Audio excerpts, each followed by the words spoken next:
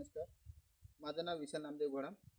मी cotton गुरुला माझं 1 acre शेत demo प्लॉटसाठी दिलं आहे. त्यामध्ये बायोचारचा अप्लाय केला आहे. बायोचारचा अप्लाय करताना पहिल्यांदा शेण आणि गोमित्र आणि बायोचार समप्रमाणात घेतलं. त्यानंतर मी माझ्या शेतामध्ये त्याचा अप्लाय केला. अप्लाय केल्याच्या नंतर तुम्ही पाहू शकता की माझी पराठीची परिस्थिती काय आहे, कंडिशन काय आहे. अशा पद्धतीने माझी परिस्थिती आहे.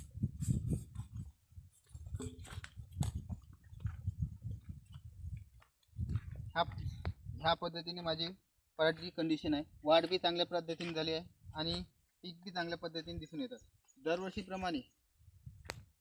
दरवर्षीप्रमाणे ह्या वर्षी माझी जे 1 एकर आहे जे कॉटन गुरुला दिले आहे डेमो प्लॉटसाठी, त्यामध्ये ज्याचा बायोचारचा वापर केला त्या शेतामध्ये जे पिकाची वाढ चांगल्या पद्धतीने झाली आहे आणि त्याला खत व्यवस्थापन बी केलं आहे जेणेकरून पराठीची ज्या बाकी अदर प्लॉटपेक्षा माझीवाली जे बायोचार टाकलेले प्लॉट आहे ना चांगल्या पद्धतीने दिसून येतात.